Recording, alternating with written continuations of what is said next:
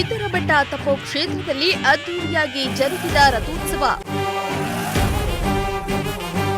ಸಿದ್ದೇಶ್ವರ ಸ್ವಾಮಿ ದರ್ಶನಕ್ಕೆ ಹರಿದು ಬಂದ ಭಕ್ತ ಸಾಗರ.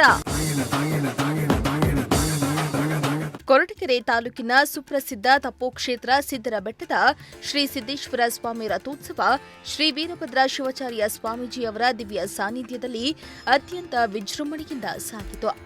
ಸಿದ್ದೇಶ್ವರ ಸ್ವಾಮಿ ರಥೋತ್ಸವಕ್ಕೆ ರಾಜ್ಯದ ಮೂಲೆ ಮೂಲೆಯಿಂದ ಭಕ್ತ ಸಾಗರವೇ ಹರಿದು ಬಂತು.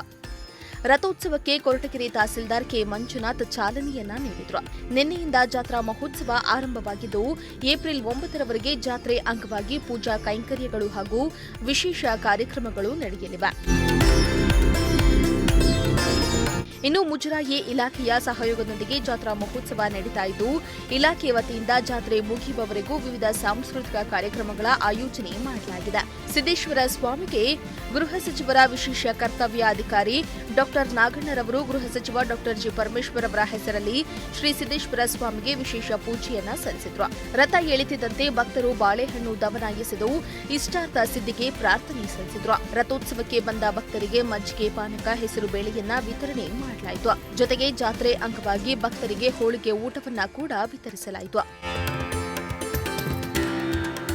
ಈ ವೇಳೆ ಮಾತನಾಡಿದ ತಹಸೀಲ್ದಾರ್ ಮಂಜುನಾಥ್, ಕ್ಷೇತ್ರದ ಜನಪ್ರಿಯ ಶಾಸಕರು, ರಾಜ್ಯದ ಗೃಹ ಸಚಿವರಾದ ಡಾ ಜಿ ಪರಮೇಶ್ವರ್ ಅವರ ಮಾರ್ಗದರ್ಶನದಂತೆ ಶ್ರೀ ಕ್ಷೇತ್ರ ಸಿದ್ದರಬೆಟ್ಟದ ಶ್ರೀ ಸಿದ್ದೇಶ್ವರ ಸ್ವಾಮಿಯ ಜಾತ್ರಾ ಮಹೋತ್ಸವ ಯಶಸ್ವಿಯಾಗಿ ನಡೀತಾ ಇದೆ.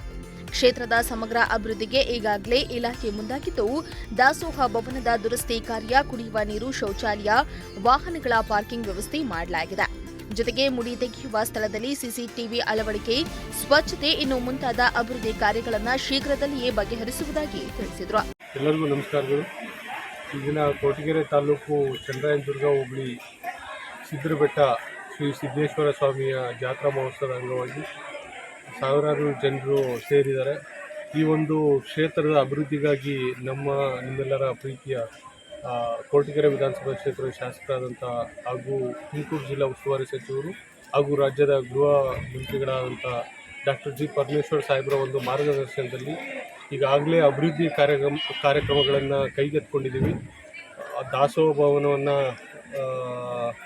ದುರಸ್ತಿಯಲ್ಲಿದ್ದದನ್ನೆಲ್ಲ ಸ್ವಚ್ಛಗೊಳಿಸಿ ಪ್ರಗತಿಯನ್ನು ಮಾಡ್ತಿರೋದಾಗಿರ್ಬೋದು. ಈ ಸುತ್ತಮುತ್ತಲಿನ ವಾತಾವರಣದಲ್ಲಿ ಇರ್ತಕ್ಕಂಥ ಏನು ಪ್ರದೇಶವನ್ನು ಕೂಡ ಎಲ್ಲ ಸಿಯನ್ನು ಮಾಡಿಸಿ ಸಾರ್ವಜನಿಕರಿಗೆ ಅನುಕೂಲ ಮಾಡೋಂಥದ್ದಾಗಿರ್ಬೋದು, ಕುಡಿಯೋ ನೀರಿನ ಘಟಕಗಳನ್ನು ಹಾಕ್ಸುವಂಥದ್ದಾಗಿರ್ಬೋದು, ಹಾಗೂ ಈಗ ಮತ್ತೆ ಬಂದಂಥ ಸಾರ್ವಜನಿಕರಿಗೆ ಶೌಚಾಲಯದ ವ್ಯವಸ್ಥೆ ಕೂಡ ಅಗತ್ಯವಾಗಿ ಬೇಕಾಗಿದೆ. ಆ ನಿಟ್ಟಿನಲ್ಲೂ ಕೂಡ ಈಗಾಗಲೇ ನಾವು ಕ್ರಮ ಕೈಗೊಂಡಿದ್ದೀವಿ.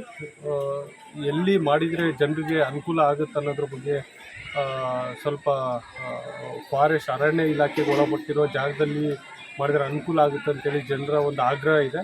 ಅದನ್ನು ಅರಣ್ಯ ಇಲಾಖೆಯೊಂದಿಗೆ ಸಮನ್ವಯದೊಂದಿಗೆ ಅದನ್ನು ಕೂಡ ಶೀಘ್ರದಲ್ಲಿಯೇ ಮಾಡ್ತೀವಿ. ಅದೇ ರೀತಿಯಾಗಿ ಈ ನಮ್ಮ ಗ್ರಾಮ ಪಂಚಾಯಿತಿಯವರಾಗಿರ್ಬೋದು, ಸುತ್ತಮುತ್ತಲಿನ ಗ್ರಾಮದ ಜನರು ಕೂಡ ಈ ಕೈ ಜೋಡಿಸಿದಲ್ಲಿ ಇನ್ನೂ ಅತ್ಯುನ್ನತ ಮಟ್ಟದ ಪ್ರಗತಿಯನ್ನು ನಾವು ಕೂಡ ಸಾಧಿಸ್ಬೋದಾಗಿರುತ್ತೆ.